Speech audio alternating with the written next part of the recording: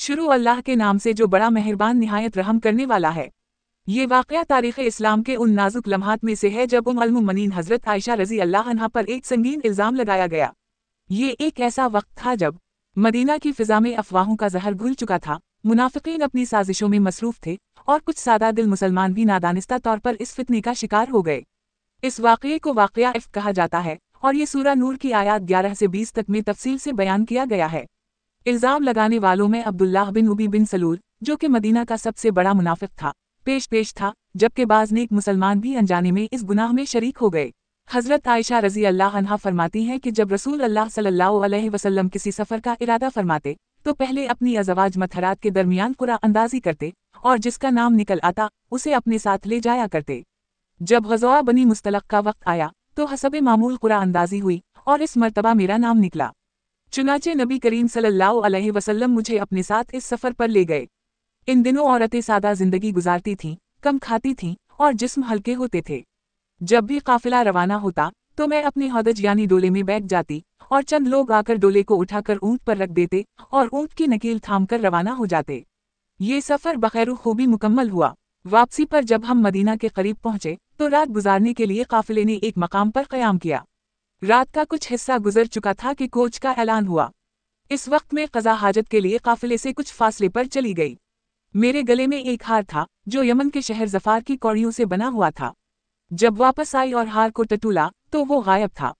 میں دوبارہ اس جگہ گئی جہاں سے آئی تھی تاکہ ہار کو تلاش کر سکوں، اور الحمدللہ وہ مجھے وہاں مل گیا۔ ادھر قافلے کے وہ لوگ جو میرے اونٹ پر ڈولے کو باندھا کرتے تھے، انہوں نے یہ سمجھ کر کہ میں حسب معمول ڈولے میں موجود ہوں، ڈولے کو اٹھایا، اونٹ پر باندھا اور قافلہ روانہ ہو گیا۔ میرا جسم چونکہ ہلکا تھا اس لیے انہیں یہ اندازہ نہ ہوا کہ میں اس میں نہیں ہوں۔ جب میں واپس پہنچی تو پورا قافلہ روانہ ہو چکا تھا۔ میں وہاں خاموشی سے اپنی چادر میں لپٹ کر بیٹھ گئی۔ دل میں یقین تھا کہ جب لوگوں کو میری غیر موجودگی کا علم ہوگا تو وہ مجھے تلاش کرتے ہوئے واپس ضرور آئیں گے۔ اسی حالت میں بیٹھی ہوئی تھی کہ حضرت صفوان بن معطل سلمی رضی اللہ عنہ وہاں سے گزرے۔ وہ کسی ذاتی ضرورت کی وجہ سے لشکر سے پیچھے رہ گئے تھے، اس لیے انہوں نے رات قافلے کے ساتھ نہ گزاری۔ چونکہ پردے کا حکم اس وقت تک نازل نہیں ہوا تھا، وہ مجھے پہلے سے جانتے تھے۔ انہوں نے مجھے دیکھتے ہی پہچان لیا اور بے ساختہ کہا، یہ تو رسول اللہ صلی اللہ علیہ وسلم کی زوجہ محترمہ ہے۔ میں اس وقت بھی اپنی چادر میں لپٹی ہوئی تھی۔ حضرت صفوان نے نہایت ادب و احتیاط سے کہا، اللہ آپ پر رحم کرے، آپ پیچھے کیسے رہ گئیں؟ میں نے ان کے سوال کا کوئی جواب نہ دیا۔ پھر وہ آگے بڑھے، اپنا اونٹ میرے قریب لائے اور کہا، سوار ہو جائیے، اور خود ایک طرف ہٹ کر کھڑے ہو گئے۔ میں اونٹ پر سوار ہو گئی اور حضرت صفوان نے اونٹ کی نکیل پکڑ کر قافلے کی جانب روانگی اختیار کی۔ ہم صبح تک قافلے کے پاس نہ پہنچ سکے۔ دوسری طرف قافلے والوں کو بھی میری غیر موجودگی کا علم نہ ہو سکا۔ جب قافلہ ایک جگہ رک گیا اور آرام کرنے لگا تو ہم بھی وہاں پہنچ گئے۔ حضرت صفوان اونٹ کی نکیل تھامے مجھے وہاں لے آئے۔ بس یہی لمحہ تھا جہاں فتنے کا آغاز ہوا۔ کچھ لوگوں نے، جن کے دلوں میں بیماری تھی، اس واقعے پر تامت باندھنی شروع کر دی۔ افواہیں پھیلنے لگیں اور پورے لشکر میں بے چینی کی ایک لہر دوڑ گئی۔ اللہ کی قسم، مجھے ان باتوں کی کوئی خبر نہ تھی جو مدینہ میں میرے بارے میں پھیلائی جا رہی تھیں۔ ہم واپس مدینہ پہنچے تو میں سخت بیمار ہو گئی۔ بیماری کی شدت کے باعث میں اکثر بستر پر ہی رہتی، اور ان دنوں جو کچھ لوگوں کی زبانوں پر تھا وہ مجھ تک نہ پہنچ سکا۔ البتہ میرے والدین اور حضور صلی اللہ علیہ وسلم تک یہ باتیں پہنچ چکی تھیں، مگر کسی نے مجھ سے کوئی ذکر نہ کیا۔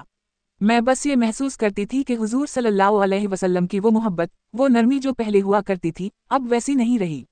آپ، جو میری بیماری میں بے حد خیال رکھتے تھے، اس بار صرف اتنا پوچھتے، اب اس کا کیا حال ہے، اور پھر خاموشی سے چلے جاتے۔ ان کی یہ بدلی ہوئی طبیعت مجھے اندر سے کھا گئی۔ آخرکار میں نے عرض کیا، یا رسول اللہ، اگر آپ اجازت دیں تو میں اپنی والدہ کے پاس چلی جاؤں۔ آپ نے اجازت دے دی اور میں اپنی ماں کے گھر چلی آئی۔ ابھی میں کمزوری میں مبتلا ہی تھی کہ ایک رات، حسب معمول، قضائے حاجت کے لیے مدینہ کے باہر صحرا کی طرف نکلی۔ میرے ساتھ حضرت مسطہ بھی تھیں۔ ہم چل رہے تھے کہ اچانک ان کا پاؤں چادر میں الجھ گیا اور وہ گر گئیں۔ گرنے کے بعد انہوں نے کہا، مسطہ برباد ہو۔ میں حیران رہ گئی اور کہا، تم نے کیا کہہ دیا؟ ایک مہاجر جو غزوہ بدر میں شریک ہوا ان کے لیے ایسی بات کہہ دی۔ اس پر حضرت مسطہ نے مجھے دیکھا اور بولی، اے عائشہ، تمہیں ابھی تک معلوم نہیں؟ میں نے پوچھا، کیا ہوا ہے؟ تو انہوں نے وہ سب کچھ مجھے بتا دیا جو میرے خلاف کہا جا رہا تھا۔ اللہ کی قسم، میری حالت ایسی ہو گئی کہ میں اپنا مقصد پورا کیے بغیر ہی واپس آ گئی۔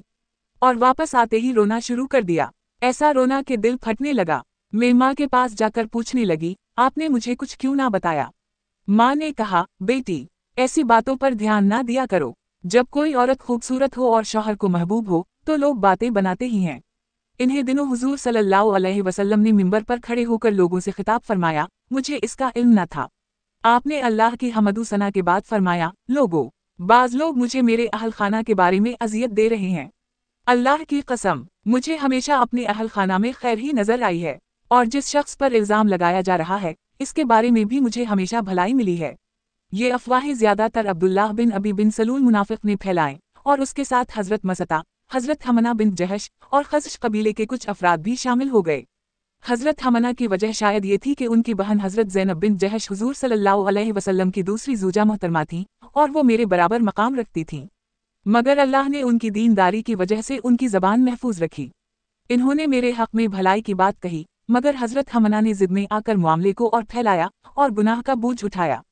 हुजूर सल्लल्लाहु अलैहि वसल्लम ने हजरत अली और हजरत उसामा से मशवरा किया।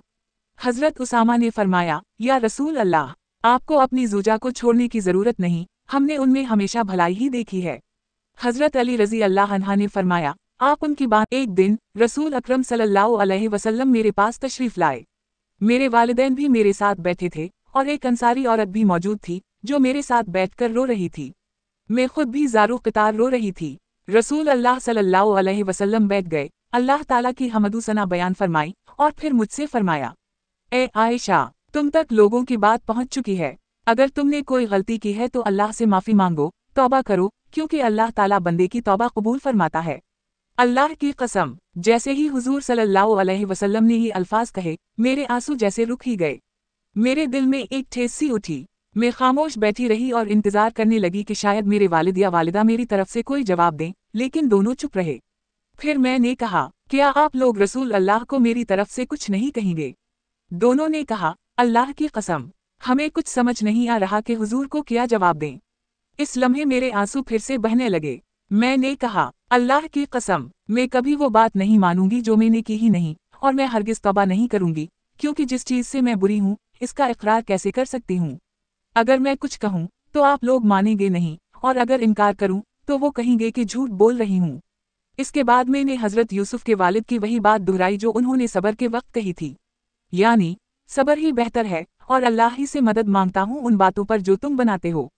हजरत आयशा रजी अल्लाह अन्हा फरमाती हैं, अल्लाह की कसम, रसूल अल्लाह सल्लल्लाहु अलैहि वसल्लम अभी अपनी जगह से उठे भी न थे कि वही नाज़िल होना शुरू हो गई।